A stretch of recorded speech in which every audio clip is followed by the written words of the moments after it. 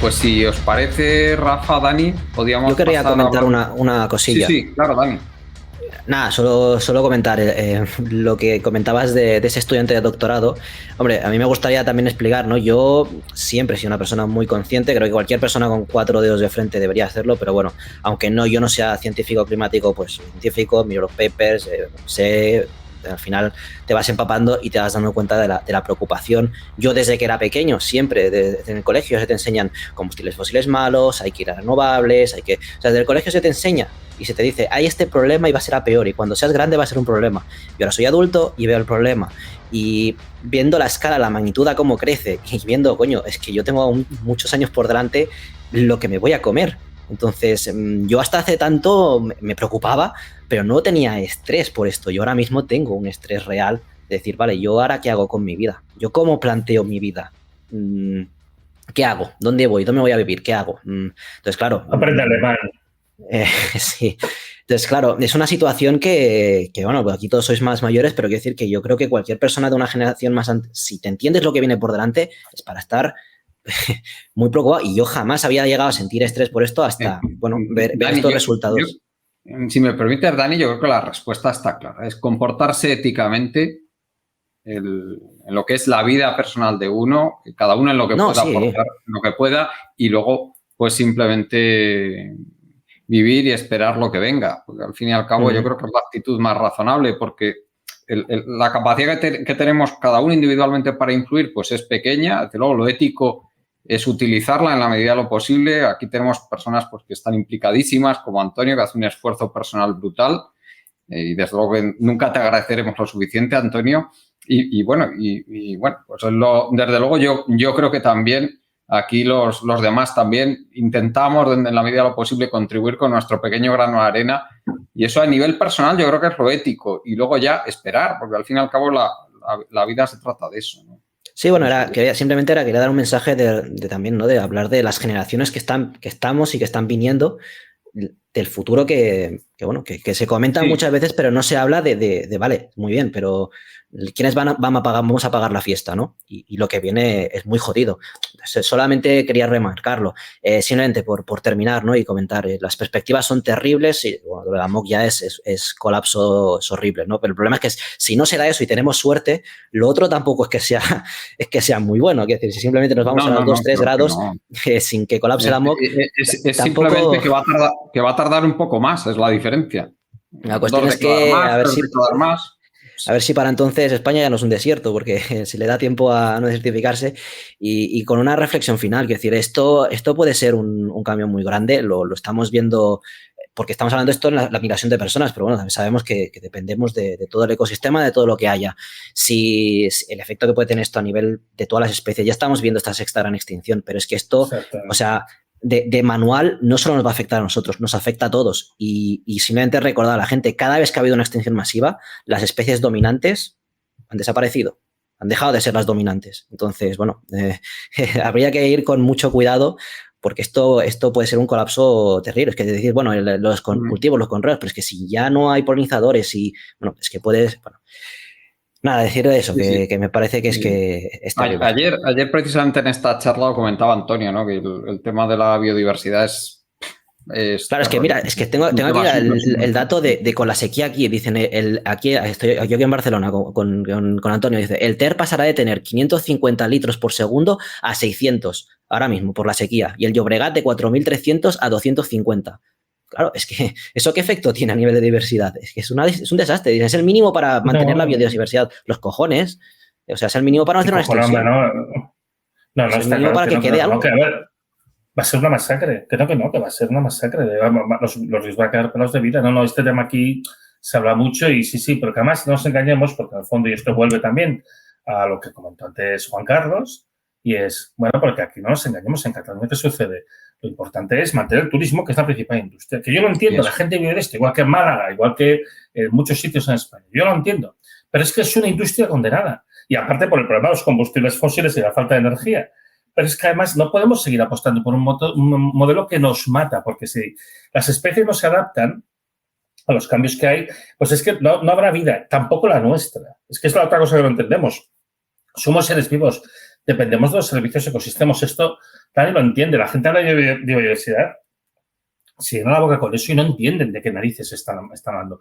Pues estamos hablando de esto. Entonces, aparte del problema del agua, el problema principal es la gestión del agua. Es decir, ¿a qué la destinas? ¿Qué modelo tienes detrás? Y esto es justamente lo que no se habla. Aquí nos están diciendo, y yo ya llevo meses, pero yo estoy en el Ampurdán, que encima es peor, ¿no? Ya llevo meses en emergencia, lo de 200 litros por persona al día y demás, pero es que aquí la gente, la mayoría de las personas en su casa no gastan 200 litros por persona, gastan bastante menos.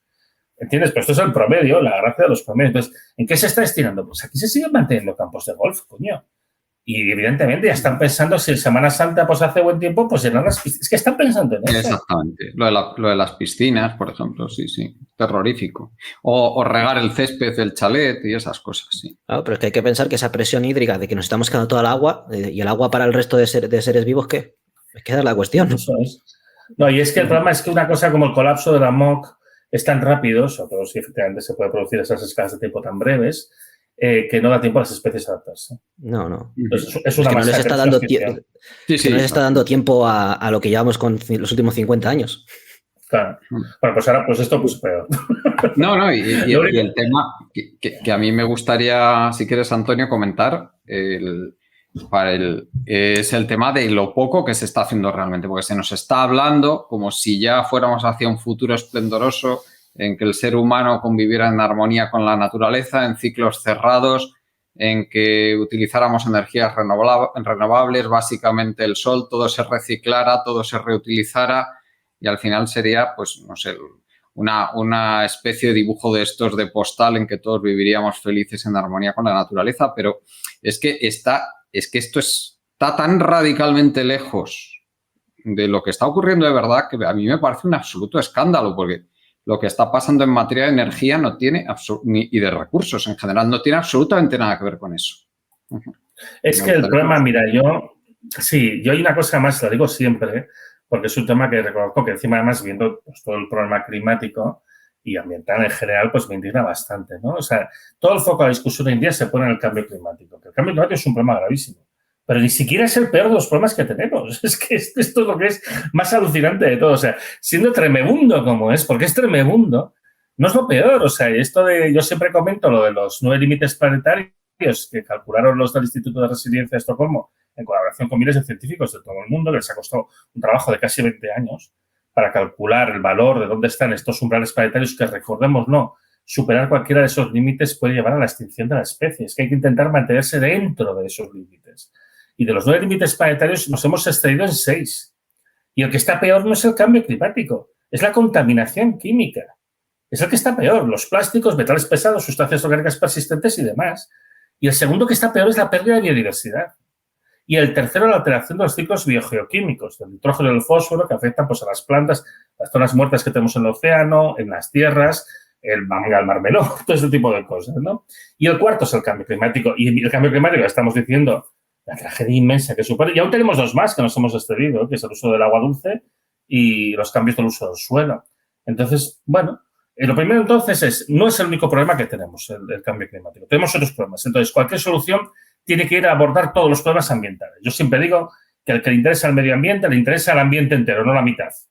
Por eso el medio ambiente, yo ya veo que aquí es un poco una excusa, sobre todo muy a nivel de ciertos despachos, ¿no? La segunda cuestión es que la lucha contra el cambio climático no es solamente descarbonizar. Se pone el acento en que hay que descarbonizar. Hay que descarbonizar, pero hay que hacer bastante más que descarbonizar. Y evidentemente, una de las cosas más importantes es reducir.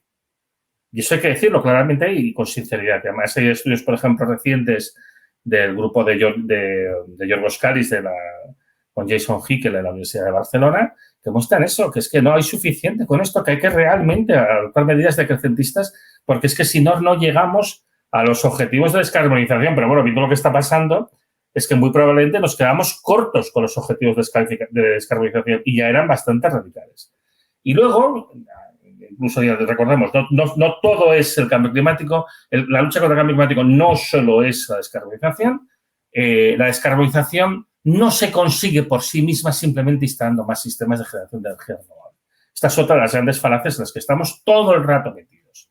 Nos están haciendo creer que vamos a hacer una sustitución de la matriz energética masiva a base de pues implantar un montón de sistemas de generación de energía renovable con las nuevas renovables, la fotovoltaica y la eólica, Y esto no es verdad, porque además el problema que estamos viendo, por ejemplo, es que el consumo de electricidad cae en los países desarrollados, cae en España, cae en la Unión Europea y cae en la OCDE desde el año 2008, que han tenido 16 años para darse cuenta de que está cayendo. O sea, es que ahí me dicen, no, es que la COVID, ¿qué es la COVID? Esto pasa desde el 2008. Esto tiene mucho más que ver con la desindustrialización que con ninguna otra cosa. Es el efecto más dominante en esta tendencia, que no es creciente y por altibajos, una tendencia a la caída que observamos desde el año 2008.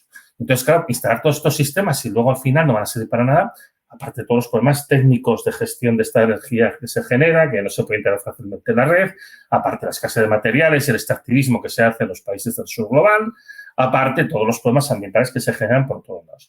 ¿Qué sucede aquí? Tenemos un discurso completamente encajonado, es como el toro en el toril, ¿no? Tienes que ir por aquí y no nos engañemos, vamos por ahí porque es lo que se ha decidido a nivel de las instancias económicas, pero no nos engañemos, no son las políticas realmente, qué es lo que conviene hacer. ¿Por qué? Porque todo lo que se busca es un mantenimiento a ultranza del capitalismo. Entonces ellos apuestan todo a este modelo de renovables, que yo denomino renovable eléctrica industrial, que es esencialmente instalación de macroparques para producir grandes cantidades de energía por medios renovables y transportarlas con una red de alta tensión, típicamente a grandes centros de consumo que están lejos. Este es el modelo del REI, de la renovable eléctrica industrial. Lo apuestan todo a esto porque es la única opción que ellos ven de mantener el capitalismo. Están intentando convertir las energías renovables en algo parecido a las energías fósiles cuando son radicalmente diferentes. Porque la energía fósil está muy concentrada en el espacio, es una cosa que es muy densa en masa y en volumen, y eso que ha permitido tener estos grandes centros de producción y grandes centros de consumo.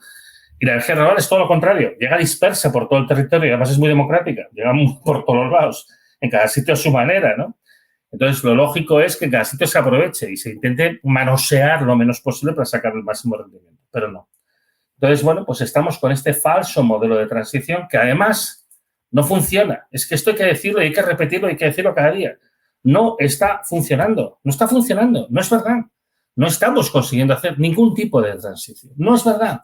Hemos instalado en España una cantidad inaudita de sistemas de generación de energía renovable y estamos chocándonos contra los límites de lo que es factible hacer y no estamos viendo que haya ningún progreso hacia esa descarbonización presunta, hacia esa sustitución energética. A lo que sí que estamos avanzando, a marchas forzadas, eso sí, es a la desindustrialización, a la precarización, al empobrecimiento y encima al agravamiento de los problemas ambientales que tenemos. En eso sí, en todo esto estamos avanzando. Entonces, bueno, hay que salirse ya de estos discursos falsos que encima además, para mayor recochineo, porque esto ya es el recochineo absoluto, es que cuando tú dices, oiga, pero esto que dice no es verdad y aportas datos técnicos, que esto pues podemos hablar un poco si queréis, bueno, pues te encuentras que encima te dicen, no, es que tú estás en contra de las renovables, es que no te preocupa el cambio climático, o sea, que me lo digan a mí encima, o sea, es que esto ya es el colmo, ¿no? Es la apropiación completa del discurso con una finalidad ventajista, que es evidentemente el incentivo del negocio. Y además, no tenemos que olvidar que este modelo de implantación masiva de renovables inútiles, porque no se van a poder aprovechar, se produce en el país de las autopistas vacías en los aeropuertos sin aviones. Es decir, es el mismo modelo de siempre, es construir por construir. Y lo que digo aquí, ya sabemos a lo que hemos venido aquí a trincar, porque es así de simple. Esto es el modelo. No hay ningún modelo de gestión, no hay ningún modelo de planificación, no se sabe qué se va a hacer con toda esa energía que se va a poder generar, porque no hay manera de aprovecharla, porque no es el tipo de energía que necesitamos, porque esto no funciona como se dice. Todo el rato se miente, se hacen grandes apuestas que si el coche eléctrico, el hidrógeno verde, se sabe perfectamente que no funcionan y por qué no funcionan. Son cosas que se pueden implementar a una escala para resolver cosas concretas, no a la escala que se está diciendo y no con carácter general para intentar resolverlo todo. No hay ninguna planificación. Aquí a lo que hemos venido es, tú construye, tú pon bien de cemento, pon bien de hormigón, ¿no? Como dice mi suegro, porlana por todos lados, no cemento portland, emporlánalo todo. Y este es el modelo. Este es el único modelo. Y es terrible, ¿eh? Porque es que tenemos el otro problema que se nos está tirando encima. Además, el de la escasez de recursos, que tampoco es moco de pavo. Recordemos que hay una componente muy fuerte, aparte de medioambiental, de escasez de recursos, en particular de carestía energética, en las protestas que hemos visto estas semanas de los agricultores en toda Europa y en particular en España. Y atención, porque vienen otras, ¿eh? Luego vienen los transportistas que también están con el agua al cuello. Quiero decir, bueno, pues a lo mejor es el momento de empezar a decir, oye, dejamos de hacer tanto el panoli, intentamos hacer alguna cosa que sea útil y dejamos de centrarnos en el negocio de unos pocos, que su objetivo, como digo, es cubrirlo todo con cemento, porque parece que es el único modelo que tienen. No, si el cambio de modelo social tiene que ser radical si no queremos colapsar de la peor manera, de la peor de las maneras posibles. ¿Sí? Y como bien dices tú... El problema es que cuando das el mensaje, como dice Antonio, desde un punto de vista, bueno, las cosas como son, pero que al final las cosas como son tienen una complicación y la gente, la sensación que da es que cuando tú le hablas te dice, oye, demuéstramelo y empiezas a sacar los datos, a sacar las pruebas, la ciencia no es fácil, la ciencia es complicada, puede llegar a ser muy complicada y la mayoría de la gente no quiere ni hacer el esfuerzo y si tiene una explicación o le pueden dar otra explicación que sea más simple, te la va a comprar, simplemente porque la otra es complicada. Y ese es el gran problema que tenemos para mí. Porque si tú lo ves, es que no hay tu tía. O sea, es ahí sí. O sea, difícilmente se puede demostrar mejor. Pero, pues nada, nos vamos a la explicación simple, a la explicación que sí puedo entender, o a las paranoias, o todas esas conspiraciones que vemos. ¿Por qué salen? Porque son más fáciles de entender que la ciencia. Es que son más fáciles, ese es el problema. Y que la gente prefiere ir por lo que entiende. No, y a mí lo que me parece más preocupante es que el camino que llevamos es el camino al neofeudalismo, prácticamente. Es el que haya unos pocos que controlen todos los recursos, cada vez unos recursos decrecientes, cada vez más escasos, y el resto, pues, a pasarlo cada vez peor, y todo dentro de un autoritarismo brutal. O sea, es justamente lo contrario de lo que nos podría librar de lo peor de lo peor. Sería... pues precisamente no solo el colapso del capitalismo, sino a mí me gustaría destacar también que ayer Yayo Herrero en esta charla lo dijo también, no lo dijo con estas palabras, pero era obviamente lo que quería expresar, que es el colapso del patriarcado, ese lo deberíamos ver también. Eso es lo que realmente nos hace falta, que colapsen el patriarcado y el capitalismo para poder ir hacia sistemas comunitarios, hacia sistemas de cooperación, hacia sistemas, como decía ayer Yayo Herrero, hacia sistemas de cuidados, en que lo que prime sea el cuidado de los seres humanos y la reproducción de la vida. Pero, desde luego, la evolución que estamos siguiendo, desgraciadamente, está muy lejos de eso. No sé cómo lo veis vosotros, pero vamos, esa es la impresión que tengo yo. Viendo sobre todo personajes pues como Donald Trump en Estados Unidos, como Milei, y aquí en España pues tenemos también nuestros personajes que no nos faltan. En fin, Rafa, que supongo que querrás comentar algo sobre esto. Bueno, sobre energía, en fin, ratifica lo que dice Antonio. Lo que pasa es que, bueno, me sumo en su parecer. La descarbonización es que es una quimera. Yo todavía no he visto que en cualquier extracción de un recurso energético se haya ido para atrás, salvo que haya sido imposible. Y además, como la política que tenemos es todo económica, que incrementa el PIB, y el PIB la única forma de incrementarlo es con el crecimiento del uso de la energía, y mientras más densa mejor, todo lo que dejemos de usar en una parte la usarán a mejor precio o a igual precio en otra, con lo cual, como estamos en un mundo también con unos mercados globales también hechos, pues China quemará más, India quemará más, Brasil quemará más, Estados Unidos quemará más, y el que más laxo sea en las finalidades económicas, pues crecerá económicamente y en poder económico, que por desgracia es el que funciona más.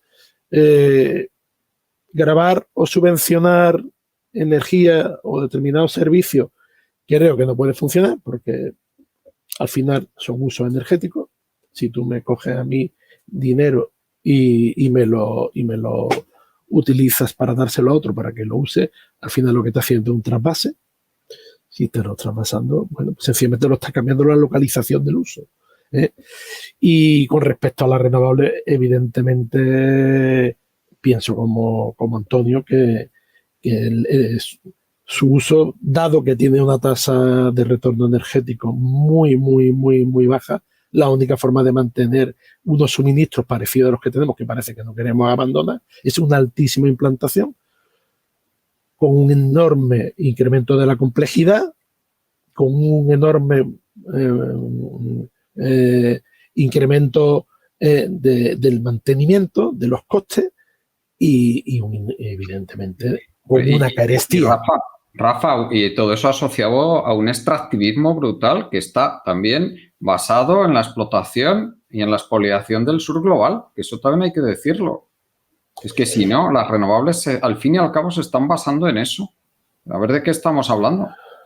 Bueno, tal como pasa en los precios de determinados productos básicos, el sur, que evidentemente no es, tiene el desarrollo económico del norte, pues tiene determinadas ventajas para este extractivismo que tú estabas hablando, del uso de recursos. Principalmente la minería se basa en dos, que es la energía y el agua.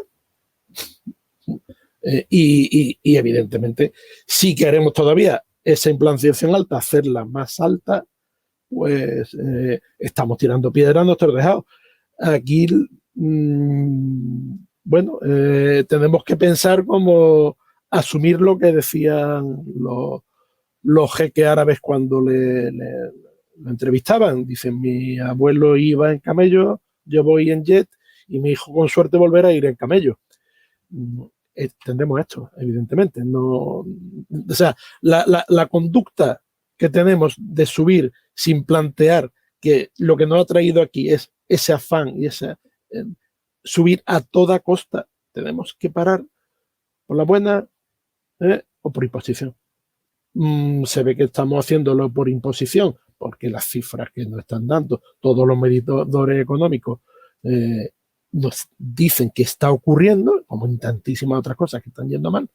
Lo único que pasa es que tenemos en la sociedad, en los medios de comunicación y en el funcionamiento que tenemos de momento, basado en extractivismo de otras zonas del globo que se conforman con papelitos, que aceptan papelitos, que es deuda para el pago de bienes reales para que la fiesta siga.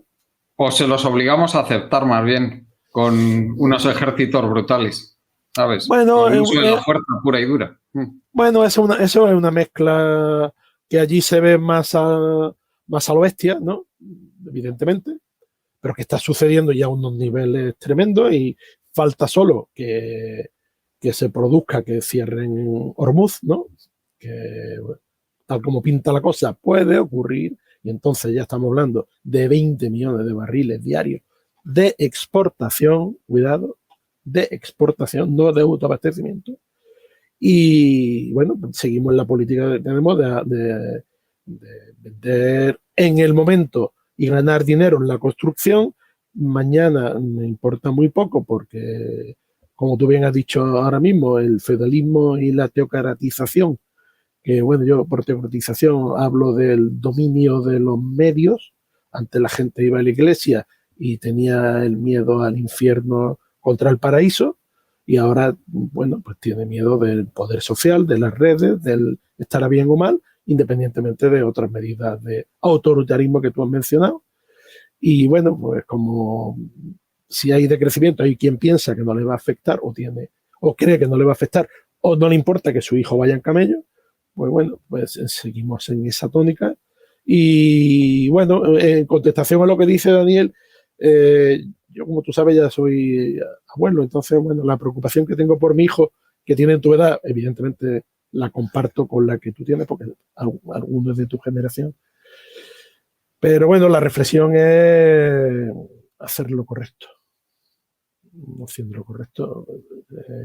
Evidentemente, como somos animales sociales, entiendo que nos irá bastante mejor, porque con el ejemplo y las cosas bien hechas, no sé de ningún punto de la historia en que las cosas no hayan ido a bien o a mejor, por lo menos en la convivencia humana.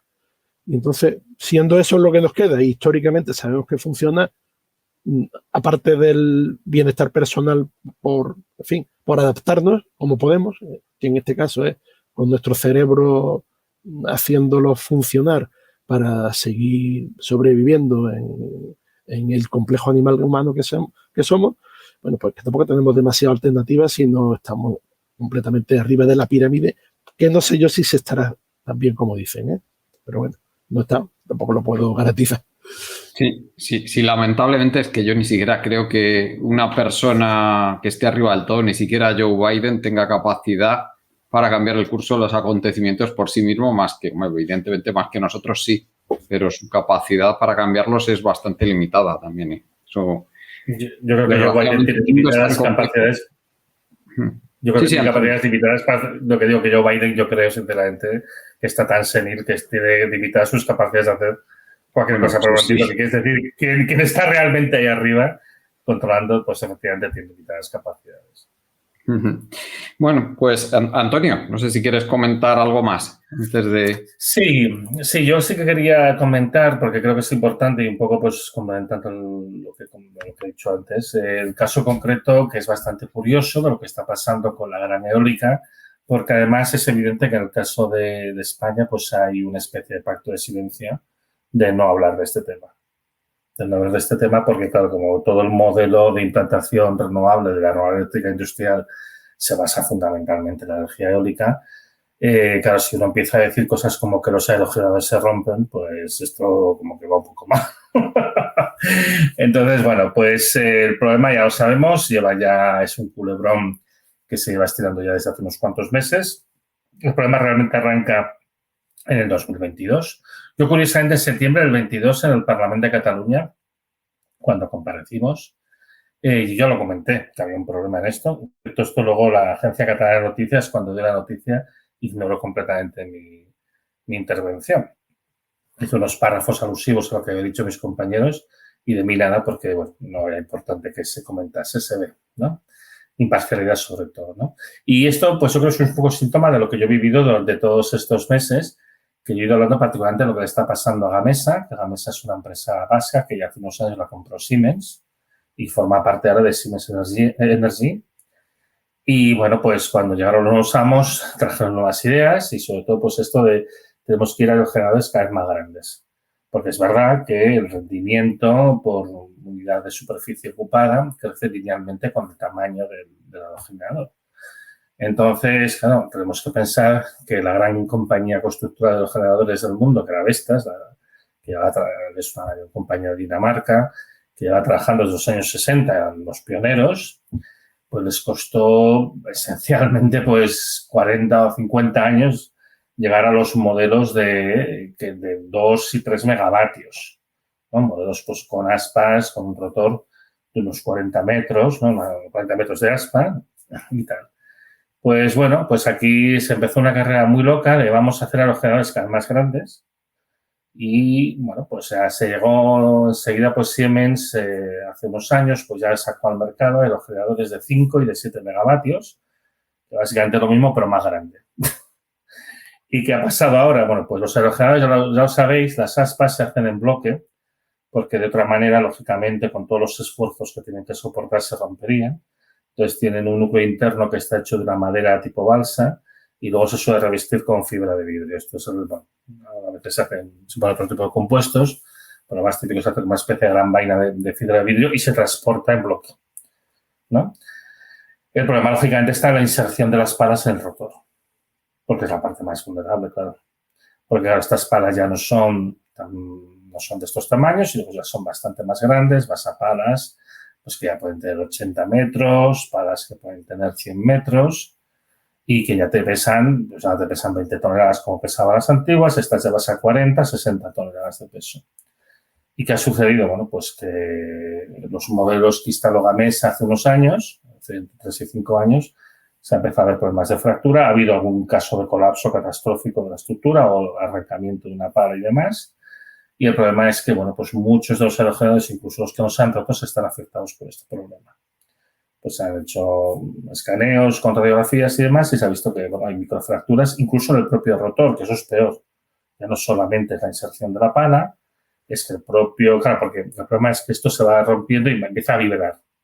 Claro, tenéis que pensar que la punta de la pala se desplaza a una velocidad de unos 400 kilómetros por hora. Claro, también por eso las aves no lo pueden esquivar. Y pasa lo que pasa, ¿no? Entonces, bueno, pues este problema, de todas maneras, no afecta solamente a Gamesa. Lo que pasa es que Gamesa quizá fue quien estiró más el brazo que la manga. Quien se lanzó demasiado masivamente a instalar unos modelos que no estaban suficientemente testeados. Yo siempre digo que esto no es culpa de los ingenieros, esto es culpa de quienes toman las decisiones a nivel de la dirección de la compañía. En particular, del consejero delegado alemán, que era una persona que venía del mundo del automovilismo y que intentó aplicar el mismo criterio que el mundo del automóvil, ¿no? Cada 3 años sacamos un modelo nuevo, cada 5 años sacamos un modelo nuevo. Esto, aquí estás hablando de una escala industrial, esto no funciona así. Y entonces, bueno, hay un problema enorme, ¿eh? Ha tenido que haber unos procesos de rescate. Entonces, bueno, el conjunto de todas las grandes fabricantes de aerogeneradores perdieron muchísimo dinero en el año 2022 y en particular Gamesa perdió 2.000 millones. Pero Gamesa, bueno, pues ahora está reventado todo este problema que, como digo, afecta a todos, pero en ellos es particularmente extremo por el exceso de ambición. Y entonces ellos el año pasado perdieron 4.500 millones de dólares. No solo eso, sino que se han anunciado sucesivos planes de rescate, incluso por el gobierno alemán, de esta compañía. Evidentemente, en el País Vasco están todos con el alma en vilo, porque además el modelo de transición vasco reposaba fuertemente lo que tenía que hacer Gamesa. Y en todo caso, en octubre, pues entre los planes que se aprobaron para rescatar la empresa, se decidió, veis tú si esto te parece que es una decisión empresarialmente que demuestra la buena salud de la empresa, suspender toda venta de aerogeneradores durante 1 año y medio. Porque evidentemente saben que cada aerogenerador que venden es dinero que pierden porque van a tener un problema después. ¿Vale? Y entonces, bueno, pues aparte de esto, que van a externalizar parte de los procesos de fabricación, pero en la práctica, en Gamesa no está sirviendo absolutamente nada en este momento. Yo me imagino que los ingenieros de Gamesa deben de dormir sobre las mesas de diseño cada día, pobre gente. Pero claro, esto no es un tema solamente de diseño, es que también es de nuevo esta concepción economicista, ¿no? De que aquí si yo pongo dinero va a suceder un milagro, ¿no? Voy a construir un aerogenerador que sea bueno, bonito y barato. También en este sentido conviene recordar que no es que sea imposible construir aerogeneradores de 5 y 7 megavatios y que sean capaces de aguantar su vida útil. El problema es el coste de los materiales que llevarían estos aerogeneradores porque, lógicamente, sus procesos de fabricación y construcción serían más complejos, con materiales más caros, también mayor cantidad de material, etcétera, etcétera. Entonces, yo creo que es factible, seguramente, construirlos, pero no al precio que se querían construir. Este es el gran drama. Bueno, y como digo, esto yo creo... No. Sigue, Antonio. Bueno, por eso. Entonces, bueno, pues ahora estamos inmersos en este problemón que arrastra Gamesa, pero no solo Gamesa. Y entonces, bueno, en cuanto al culebrón Gamesa, pues, como digo, esta zona ahora mismo es de parálisis. Hay una gran preocupación en el País Vasco porque hay 15.000 empleos indirectos que dependen de Gamesa. No los propios de Gamesa, que son otros 5.000 o 6.000, sino 15.000 indirectos que dependen. Pero en todo caso, todo el modelo industrial de empresarial vasco se basaba en esta idea de esta transición basada en estos aerogeneradores que se iban a construir. Atención, porque estamos hablando de generadores de 5 y 7 megavatios. Cuando hablamos de eólica marina, se están proyectando, que no se han puesto todavía nunca en marcha ninguno, simplemente están proyectados aerogeneradores de 10 a 15 megavatios. Y yo digo, pero por Dios, si no somos capaces de hacer de entre 5 y 7 que no se nos rompan, ¿qué narices es esto? ¿No? Porque, por ejemplo, Vestas no tiene los problemas de la mesa, pero también tiene algún problemilla ahí. Vestas ha tenido pérdidas bastante abultadas. En el 2022, 1.600 millones. El año pasado estaban muy contentos porque solo perdieron 80. Y yo digo, pero yo... en fin, tampoco es como para lanzar las campanas al vuelo, precisamente, ¿no? Y también hablando de los problemas que tienen otras compañías, pues recordemos que Acciona, que es la propietaria de Nordex, pues tiene una deuda ahora mismo de 10.000 millones, de los cuales 4.000 y pico corresponden justamente a la división de energía, ¿no? Y en parte es por este problema que tienen. Bueno, dentro de los problemas los nubarrones que se presentan en el futuro inmediato de Gamesa, ya el mes de noviembre, pues Iberdrola amagó con presentar una demanda por daños y perjuicios contra Gamesa, pero claro, entre bueyes no hay coronadas, Iberdrola es vasca, Gamesa es vasca de origen. Y bueno, yo creo que era simplemente, pero yo creo que Iberdrola hizo un poco posicionándose porque digo, bueno, si todo el mundo te demanda, yo no voy a caerme detrás porque claro, que esto es la lista de los acreedores, si va a haber una liquidación, pues claro, yo quiero estar, no quiero comerme este marrón, por más que todos seamos vascos, ¿no? Y el problema gordo que tenemos ahora mismo es que sabemos que hay un bufete inglés que se llama Gunnar Cook, que está preparando una demanda colectiva contra Gamesa por daños y perjuicios, precisamente por los fallos estructurales de los modelos 4X y 5X, que son los que están fallando, porque evidentemente, bueno, el modelo de la eólica hay los que fabrican, los que instalan, que sería como el promotor, y luego los que los explotan, ¿no? Claro, lógicamente, quien explota estos aerogeneradores no quiere que les exploten, no quieren sufrir las consecuencias económicas de que estos aerogeneradores pues no cumplan con lo que está estipulado en el ciclo de vida, y aquí pues todo va a depender de los contratos de garantías que se hayan firmado, ¿vale? De garantías y de mantenimiento. Y ya pues para añadir unas pinceladas adicionales al panorama general, pues tenemos una empresa, un gigante de la explotación de eólica a nivel del planeta. Estos no fabrican, pero sí que instalan y explotan parques eólicos, sobre todo eólica marina, la danesa Ørsted.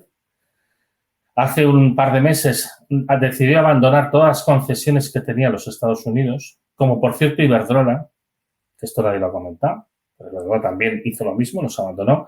Supongo que porque allí, digamos, el gobierno no tiene por qué ser tan favorable a los intereses de empresas europeas, ¿vale?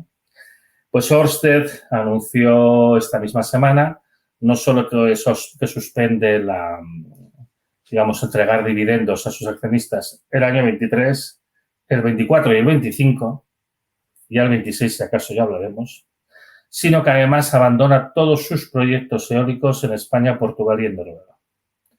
Y también hace un mes o así abandonó los que tenía el Reino Unido. O sea, Ørsted se está yendo del negocio. Esto es un síntoma muy preocupante de un hundimiento. O sea, el sector eólico se está hundiendo porque las apuestas que se habían hecho sobre él no se pueden cumplir. Obviamente, yo creo que lo que sucede es la explotación económica de aerogeneradores, seguramente con la capacidad técnica que tenemos hoy en día, no sé, en el futuro, yo veo capacidad de desarrollo y de progreso, todo hay que decirlo. Pero seguramente el límite técnico práctico pues debe estar entre los 1 y los 3 megavatios. Y yo creo que aquí en la eólica marina estamos hablando de hasta de 10 y de 15, que a mí me parece una locura, porque ya con 5 tenemos problemas estructurales graves, ¿vale? Pero seguramente el límite económico de lo que realmente es explotable, el económico-técnico, digamos, pues debe estar ahí, entre el 1 y los 1 y los 3 megavatios, ¿no? Esto es extremadamente preocupante, porque además es un puntal de todas las políticas de transición de todos los países de Europa y particularmente el español. Y el Plan Nacional Integrado de Energía y Clima español pues reposa en que va a haber un porcentaje muy grande de energía eólica, porque además tiene unas características de producción que son mejores que las de la fotovoltaica. Y bueno, y también pues todos los planes regionales que hay, evidentemente en todos los países y demás, ¿no? Entonces, es gravísimo. Y como digo, pues aquí en el caso particular de España, una especie de pacto de silencio en hablar de esto, supongo que hasta que reviente del todo, porque, como lo he dicho antes, aquí el objetivo es el trinque, aquí el objetivo es construir y cobrar, y sobre todo pues aprovechar los fondos estos del Next Generation, esos 146.000 millones de euros que le corresponden a España, que a mí me gusta recordar que la mitad de ellos son subvenciones, pero la otra mitad son créditos que se tienen que devolver. Y aquí yo siempre digo esta frase de Antonio de Chavala, le llaman Next Generation porque es la siguiente generación quien va a tener que pagar esta fiesta, ¿no? Y bueno, es una apuesta desesperada, sobre todo para intentar mantener el modelo industrial alemán, que pensaba que con hidrógeno verde y con muchas romas, no sé qué, sería capaz de mantenerse, y hace agua por todos lados. Y aquí todo el mundo calla. Todo el mundo calla, peor. Cuando yo, por ejemplo, saco este tema, pues evidentemente menos guapo me dicen de todo, ¿no? Entonces, es bastante vergonzoso porque son datos públicos, esto es una cosa conocida, pero no se quiere hablar de ello porque pone en peligro el negocio.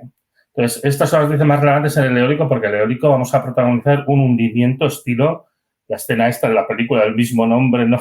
Con Hitler rodeado de sus generales, que esto se nos va al garete y se nos pide al garete con una rapidez inusitada. Y yo me pregunto además qué va a pasar a continuación, porque aquí ¿quién va a pagar los patos?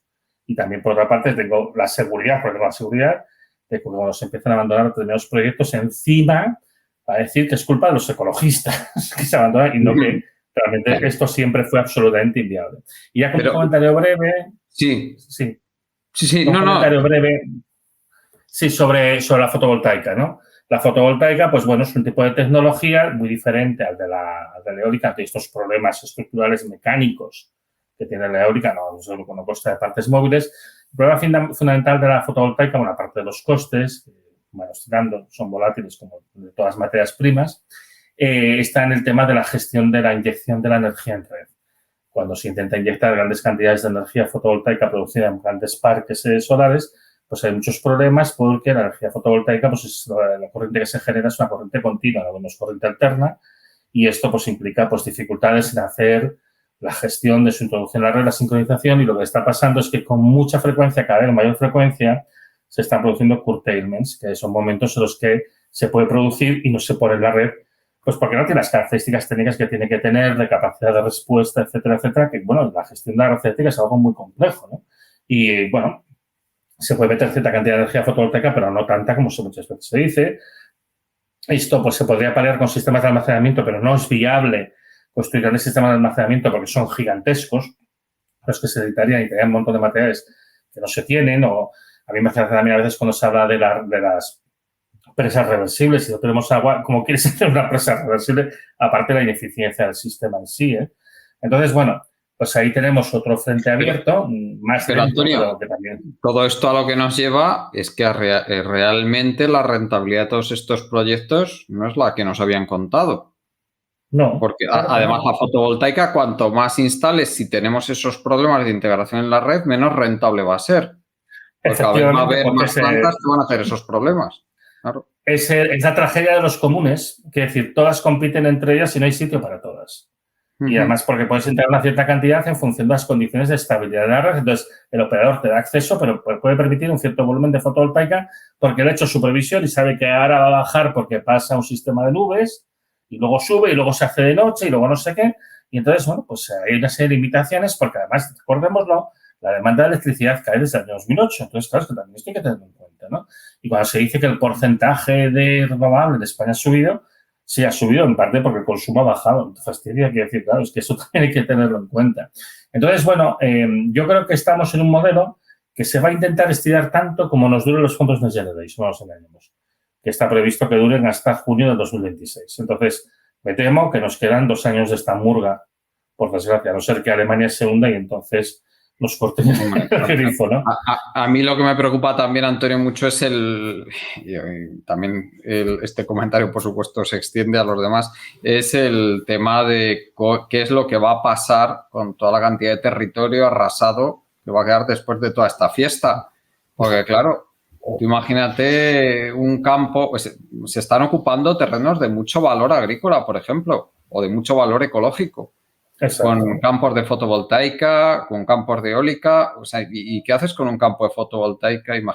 Yo, de verdad que no me gusta ponerme en plan catastrofista ni pesimista, pero tú imagínate un señor que tiene una finca, le alquilan la finca para fotovoltaica, la empresa que se lo ha alquilado quiebra, eso acaba en los juzgados, en concurso de acreedores, el señor con los campos ocupados por unas placas que no son suyas, que tiene alquiladas, que eso es de no se sabe quién, porque está en concurso de acreedores, ni las puede retirar, ni puede usar la finca, ni le paga a nadie. Pero es que eso lo vamos a ver a mansalva, o esa es mi opinión, que lo vamos a ver a mansalva en el plazo de unos años. Entonces, bueno, a mí me parece que la situación se está gestionando fatal, se está planificando peor, y las consecuencias las vamos a sufrir y las vamos a sufrir mucho. Es que no hay planificación aquí, es de momento trinque y la idea también es apostamos a esto porque es la única manera que se nos ocurre intentar salvar el capitalismo. Ya está, no hay más reflexión ni nada. Entonces, además, de hecho, se ponen tan agresivos cuando tú pones pegas porque, claro, son conscientes de que al final, bueno, cuando tú quieres analizar y dices, no, es que esto no es viable, es que esto no va a funcionar, es que esto va a fracasar, es que ustedes quieren tirar para adelante, además van a causar un destrozo enorme. Yo es que a veces, por ejemplo, yo cuando doy alguna charla en alguno de estos sitios y tal, yo a veces digo, es que dan ganas de decirles, mira, esto hacéis por el dinero, pues tomad el dinero, lleváoslo y no hagáis nada, por favor. Esto es como la mafia, te pago para que me protejan. Pues eso, llévate el dinero, llévatelo, pero no hagas nada, por Dios, por el amor de Dios, no hagas nada. Porque es que encima después no tendremos ni el dinero, ni justamente pues todos estos activos que serán fundamentales en la gestión de los problemas ambientales tan graves que tenemos por delante. Sí. Yo, sinceramente, no sé qué hacer, pero es lo que te digo, es que aquí el problema de fondo es eso, que es la única cosa que se les ocurre para intentar apuntar al capitalismo y, evidentemente, no se acepta ninguna crítica y, evidentemente, lo que digo, hay un pacto de silencio y de no hablar de estas cosas cuando, por ejemplo, el caso de la eólica, bueno, la fotovoltaica es malo, pero es que lo de la eólica es catastrófico absolutamente. Y luego dirán, es que nadie lo vio venir, ¿no? Esto es un poco, pues la mierda de siempre con perdón, ¿no? Cuando además es eso, sabemos que tendremos que estar tomando medidas efectivas ya por todo el problema ambiental y particularmente climático que tenemos. Bueno, Dani, no sé si quieres comentar algo. Sí.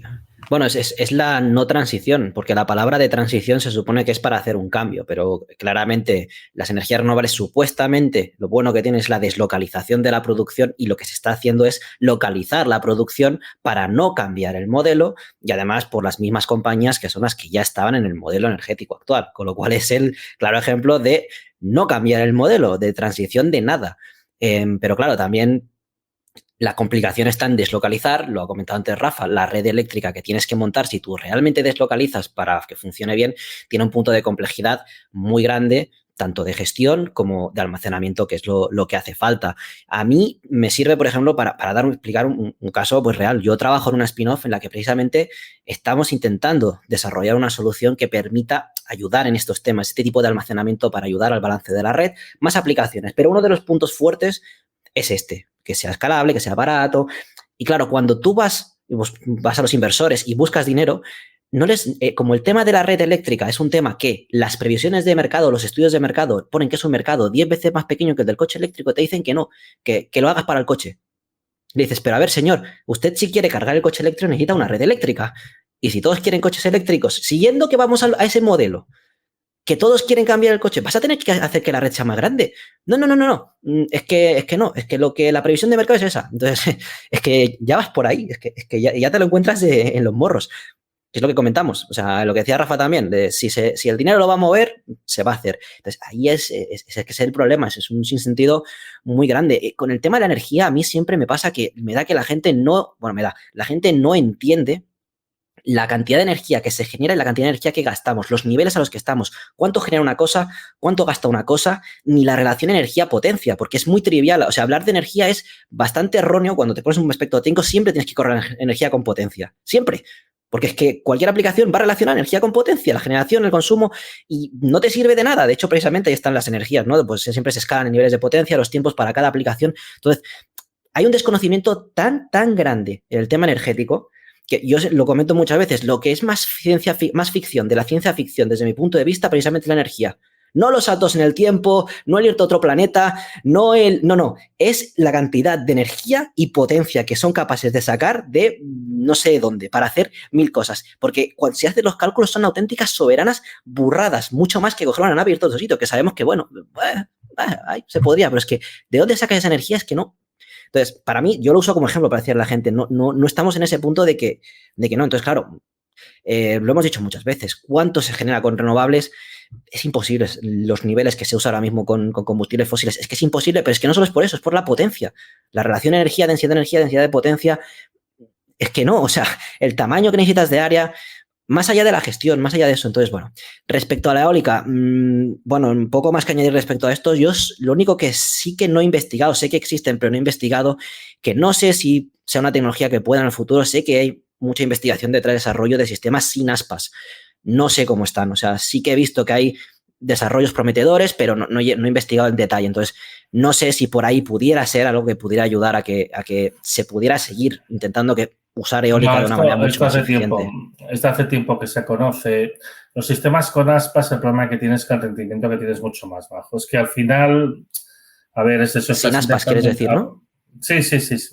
Los sistemas sin aspas, el problema es que el rendimiento es más pequeño, mucho más pequeño, porque al final el rendimiento tiene mucho que ver con la sección del flujo que interceptas.